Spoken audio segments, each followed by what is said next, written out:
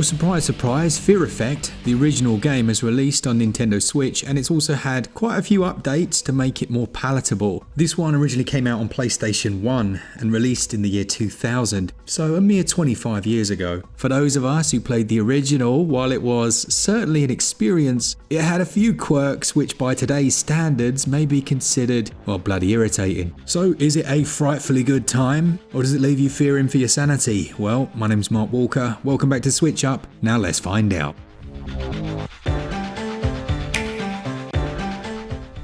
The storyline of Fear Effect was set in 2048 in what was at the time quite a distant future cyberpunk version of Hong Kong. The daughter of a powerful triad boss has disappeared, and three mercenaries, Hannah, Glass and Deke, attempt to acquire her before anyone else can. Things quickly go wrong, and you get to control each one of those characters at various times. Sometimes you'll be switching between them during a mission. The story also goes down some interesting paths, but the combination of that Chinese mythology, a bit of horror and sci-fi worked for me at the time, but it does feel a little bit disjointed, to say the least, and some of the lines of dialogue are absolutely ludicrous. I thoroughly enjoyed it.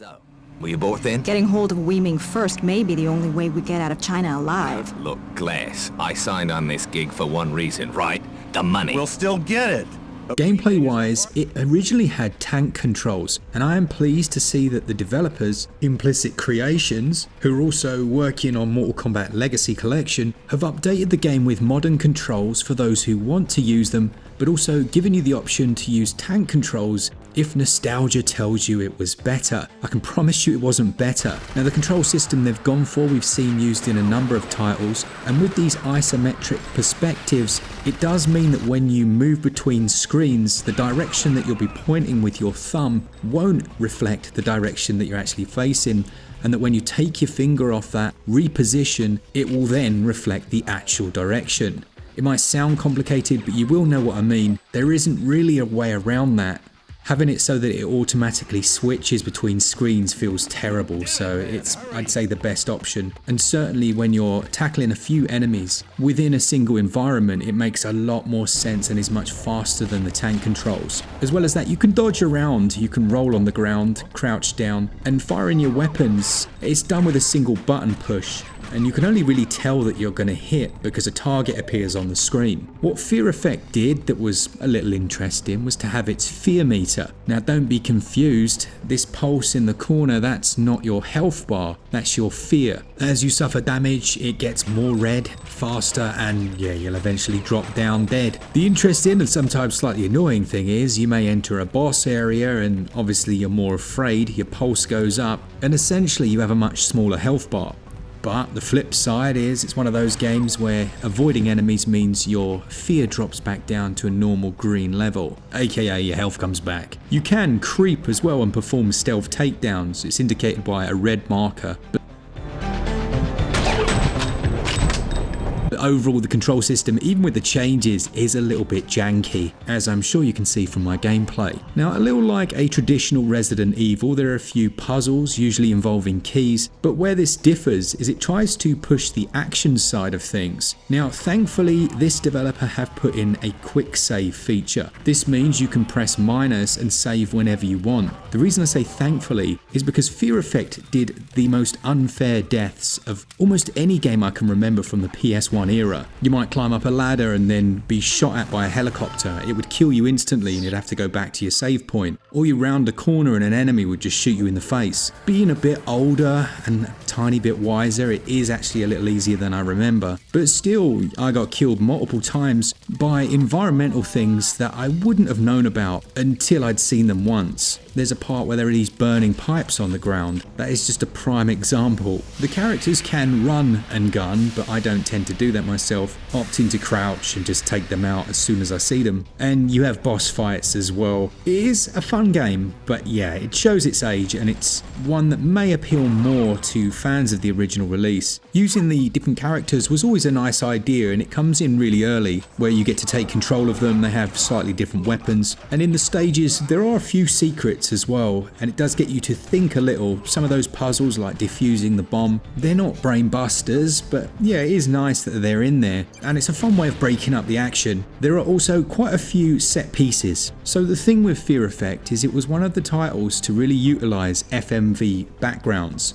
So all the backdrops in the game are actually FMV videos. At the time, that was one of its real strengths, because it made it look like the graphics were so much more advanced than everything else available. Today though, when we go into the visuals section, and I'm sure from what you've seen already, it does bring its own issues. But those set pieces meant sometimes you'd be running away from multiple troops while the building explodes, or running across rooftops. A little like the beginning of Final Fantasy VII, where Cloud is moving towards the Mako reactor building and the camera pans down and you still have control, or when the train rocks up and he jumps off the roof. It does at least mean that some of the backgrounds have quite a bit of motion to them.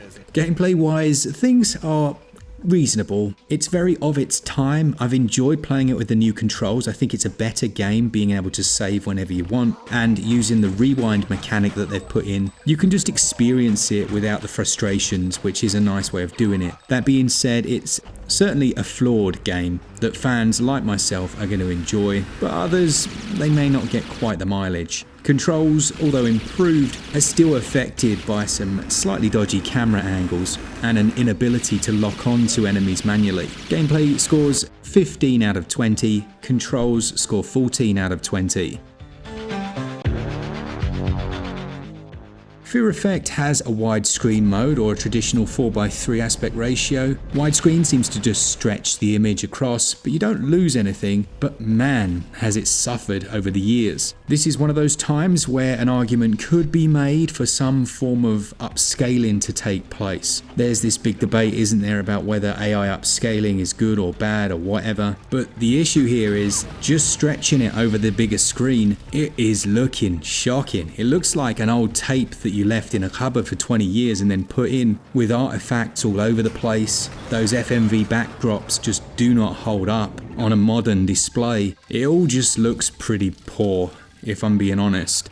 Do I still enjoy it? Yeah, of course. I think some of the cutscenes are actually really well done, but again, it's such a shame to not see them looking the way that I think they should. Just a little cleanup. There's no problem having the original still in there, and look, they're not asking top dollar here. This really is quite a budget release, but I think going the extra distance would have benefited everyone. The sound is equally not great. It has that low bitrate quality to it, almost muffled in sound. Anna, get up here now. But I do enjoy the voice actors. I love the hamminess of it all. It's so ridiculous, and in regards to the different characters' voices, I did quite enjoy them. The soundtrack itself is really solid, and that still holds up today. Visuals and performance. While performance is fine, the visual quality certainly isn't the best. That scores 13 out of 20. Sound and audio, not too bad. That scores 15 out of 20. Fear Effect will set you back about £9. It's not too bad at all actually, or your regional equivalent. There is a limited run version coming as well, with a load of extra goodies physically, and it has a download size of 1.8 gigs.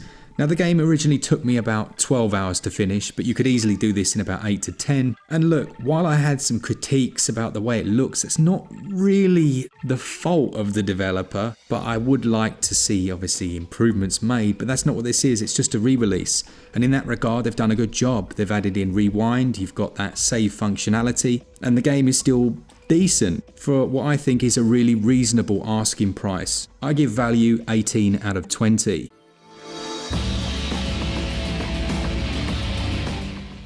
Fear Effect is a nice little surprise, honestly. If you played it back in the day and wanted to re-experience it with better controls, then this is a good way of doing it. Don't go in expecting a beautiful experience because you're not going to get it, but it does hold up in my opinion.